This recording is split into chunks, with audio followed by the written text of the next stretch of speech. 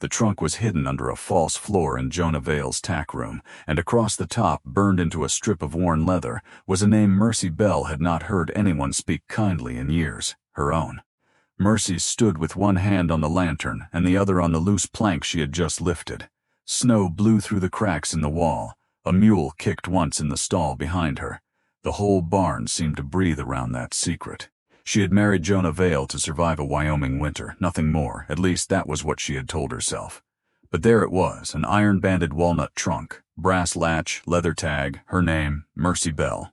And suddenly the quiet rancher who barely spoke at supper no longer felt like a stranger. He felt like a man who had been waiting. 3 weeks earlier, Mercy had walked out of Red Bluff with everything she owned in a carpet bag and 27 cents sewn into the hem of her coat. The town sat in the wind-scoured flats east of the Medicine Bow Range, where winter did not arrive gently. It came down hard. It froze pump handles, split wagon ruts, and made every poor person in town count beans like they were coins. Mercy had counted hers twice. Then she counted the coins. Then she stopped pretending the answer would change. The room above Mrs. Koenig's washhouse was gone. A railroad survey crew had rented every spare bed in town through spring, and the new price was more than Mercy could earn by sewing cuffs and hemming trousers. Mrs. Koenig had cried when she told her. I held it as long as I could. Mercy had nodded because there was no dignity in begging for what no one had left to give. She had no family close enough to send for, no husband, no brother with a spare corner, no money for stage fare. The church ladies could offer soup but not shelter, and winter was already biting through the walls. By sundown she found herself walking the frozen wagon track toward Alder Hollow Ranch. Jonah Vale lived there alone. He was 40, maybe a little older. A cattleman with a weathered face, a lame gray horse, and a reputation for paying debts before they were due. He came to town for feed, nails, lamp oil, and little else. Men respected him, women called him decent. Children were not afraid of him. That was as much as Mercy knew. The ranch house stood below a line of dark pines, its windows shining amber in the first blue of evening. Smoke bent sideways from the chimney. A dog barked once, then quieted when Jonah opened the door. He looked at Mercy's carpetbag first, then her face. Miss Bell? Not Mercy, not Mom. Just Miss Bell, like he was careful with the distance. She swallowed the cold air in her throat. I need to ask a hard thing. Jonah stepped aside before she finished the sentence, then come out of the wind. Inside, the house smelled of coffee, pine smoke, and clean wool. It was warmer than any room Mercy had stood in for months. She kept her gloves on because her hands were shaking. I need a marriage arrangement, she said. In name only. Legal enough that no one can put me out, practical enough that I can work for my keep. Jonah said nothing. Mercy forced herself to continue. I can cook, I can sew, I can keep accounts if the figures are plain, I can mend harness straps and patch flour sacks. I will not make claims on anything that is yours. The fire cracked behind him. I am not asking for romance. At that, something moved across Jonah's face. Not insult. Not amusement. Pain, maybe. Then it was gone. He took Mercy's bag from her hand. There's a room ready. Ready. That was the first word she should have questioned. The room was at the back of the house, facing east toward the low pasture. A narrow bed stood under a fresh quilt. The curtains were clean. A small washstand held a white pitcher without a chip in it. There was a braided rug on the floor and a shelf beside the bed already empty, as if it had been cleared for her. Not hurriedly, carefully. Mercy stepped inside and felt the kind of unease that comes when kindness arrives too perfectly. On the table beneath the window sat a work basket. She crossed to it, opened the lid, and found needles wrapped in cloth, black thread, brown thread, pearl buttons, a pair of small scissors, and a thimble with a dent near the rim. Mercy stared at it. The thimble was not new. It was the exact style she favored, the kind the dry goods store stopped carrying last year after the railroad supplier changed orders. She looked back through the open door. Jonah was already gone. That night, Mercy lay awake under the quilt while wind worried at the eaves. She told herself not to invent meaning where survival had simply given her shelter.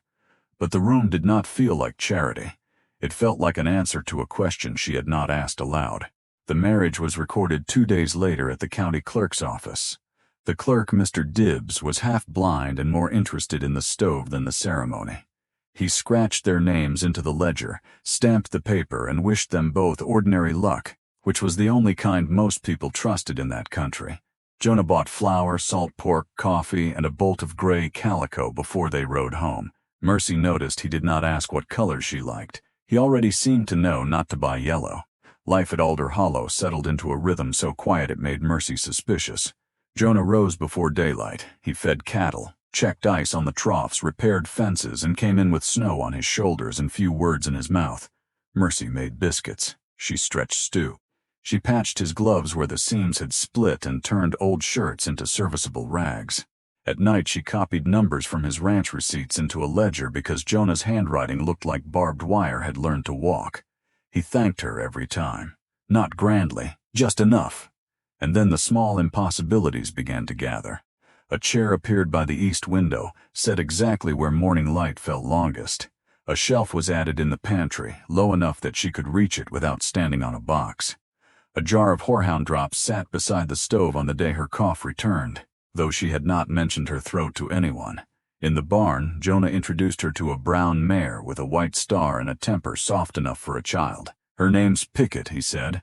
Mercy ran a hand down the mare's warm neck. I haven't ridden since I was 17. Jonah buckled the stall chain. I know. The words came out too easily. Mercy looked at him.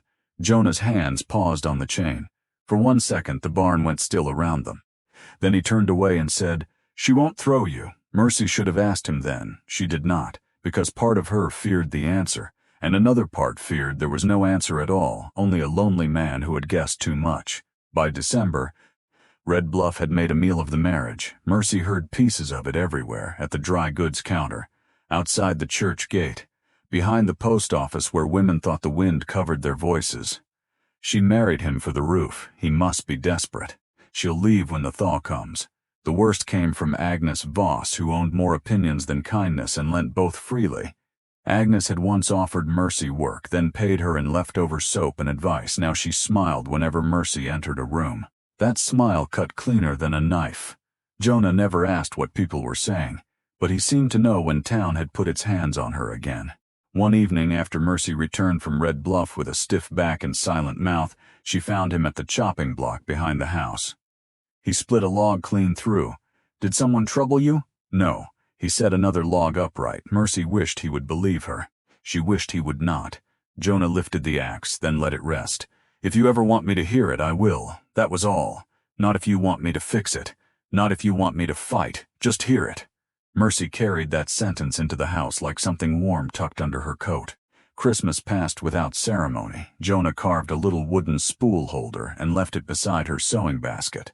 Mercy made him a neck scarf from the gray calico he had bought.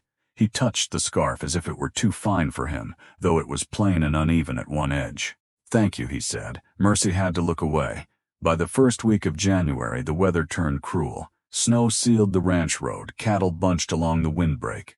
Ice thickened in the troughs faster than Jonah could break it, and Red Bluff's gossip hardened from whisper to accusation. At a church relief meeting, men discussed which ranch families needed hay, which widows needed wood, which children needed boots. Mercy sat near the back with her hands folded in her lap. Then Mr. Alden Greer stood up. Greer owned the freight office, the livery, and half the patients in town because he had purchased the other half from men who owed him money. He wore fine gloves indoors and spoke as if every sentence had been polished beforehand. I only wonder, Greer said, whether community stores ought to go toward households that have been formed out of convenience rather than principle. The room changed, not loudly. Worse than that, quietly. Mercy felt every eye avoid her. Agnes Voss looked at the floor, smiling. Greer continued, No offense meant to Mrs. Vale, of course. But hardship can make arrangements look respectable that might otherwise. A bench scraped. Jonah stood. He did not raise his voice. He did not step toward Greer. He only looked at him until the polished words ran out. My wife's name will not be used that way. The stove ticked in the silence. Greer's face reddened. Jonah's voice remained level. If there is a question about my household, bring it to me outside this room. If there is a question about relief stores, count the sacks. But you will not dress cruelty as principle and aim it at her. No one moved.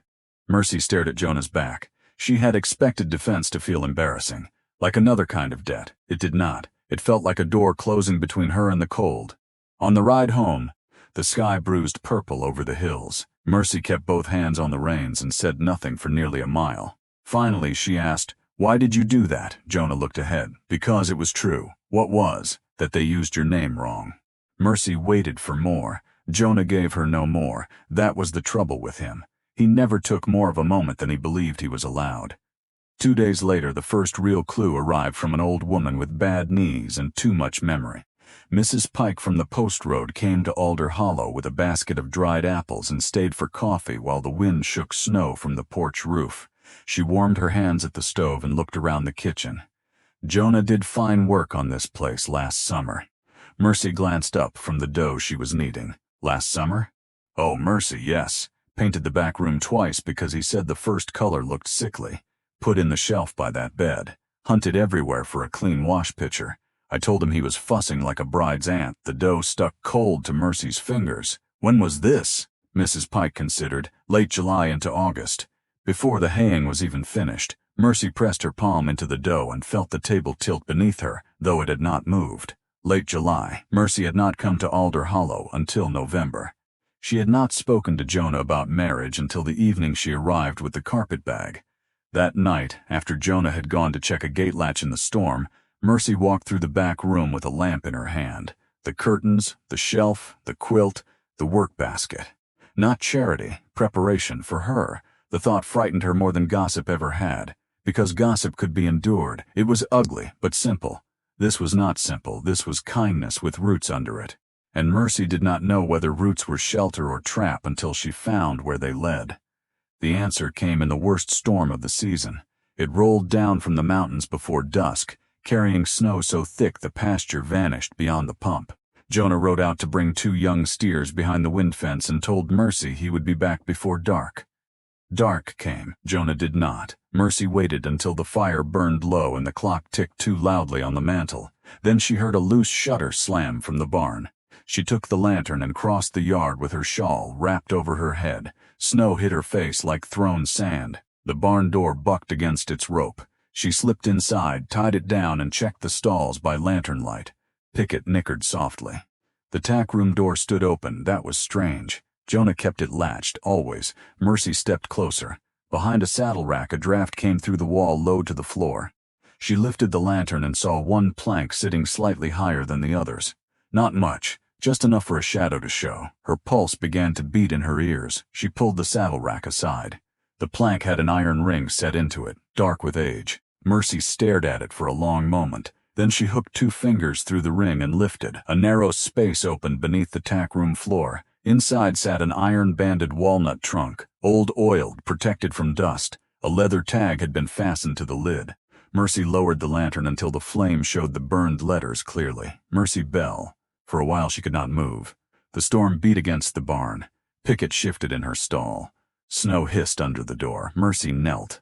Her hands were cold enough to ache, but the latch opened easily as though someone had kept it from rusting.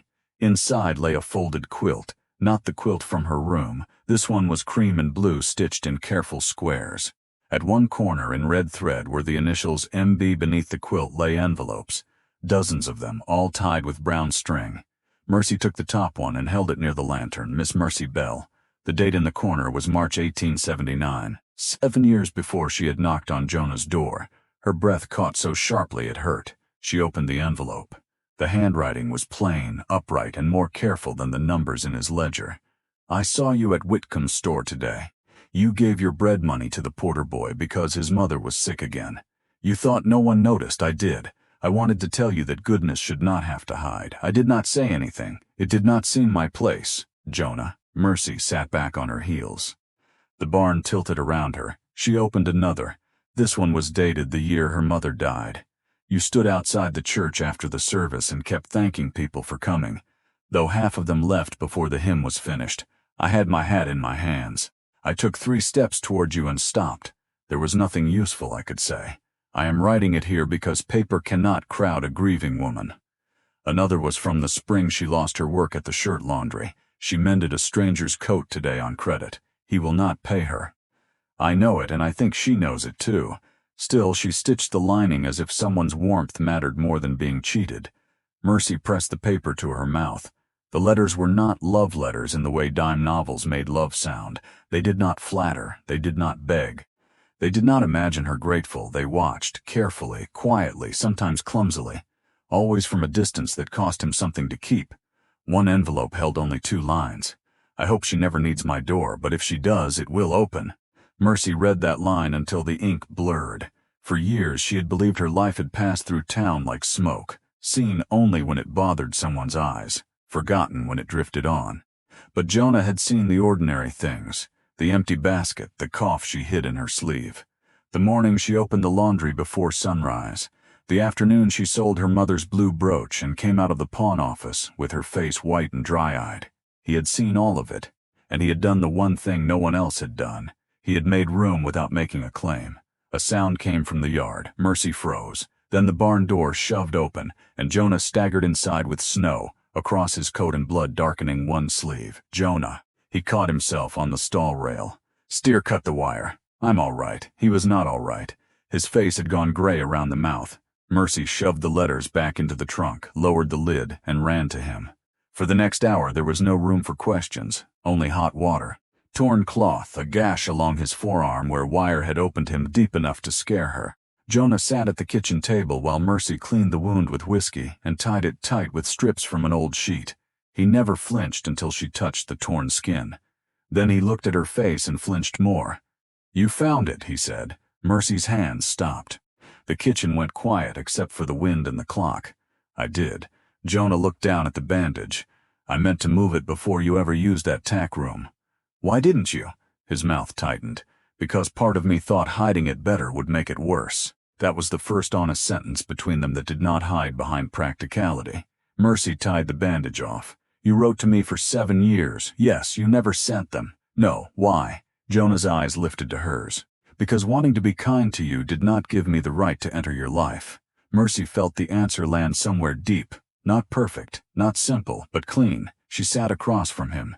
"Then why prepare the room?" He looked toward the dark window, where their reflections hovered in the glass like 2 people trapped outside looking in. "Because last summer I heard Mrs. Koenig tell the barber the railroad men were taking rooms for winter. I knew what that might mean for you." Mercy's throat tightened. "You could have come to town. I could have. You could have offered help.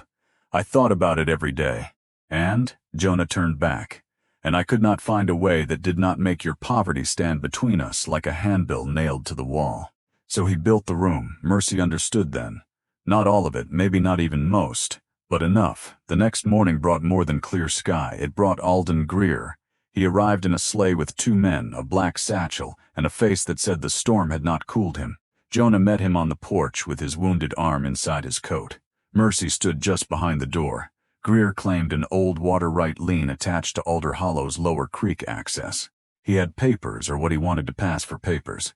He said Jonah's father had signed a note years earlier.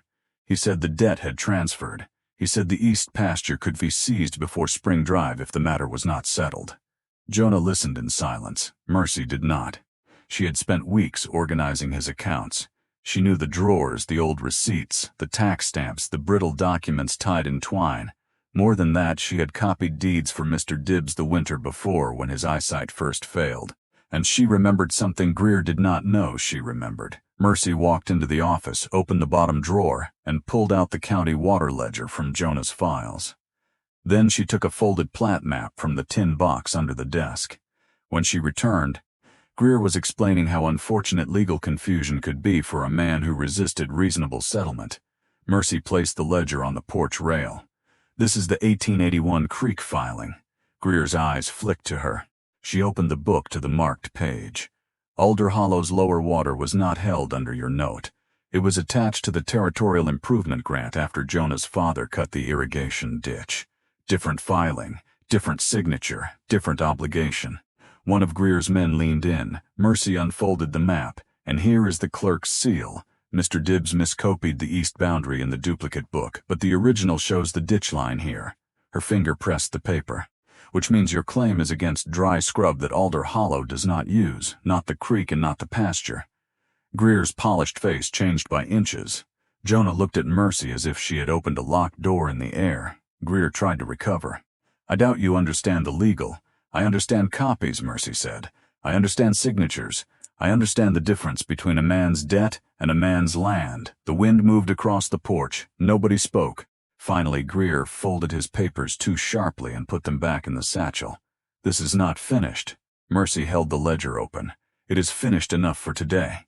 When the sleigh disappeared down the road, Jonah remained beside her in the pale winter sun. "You saved the creek," he said. Mercy closed the ledger. "No, your father's ditch saved it.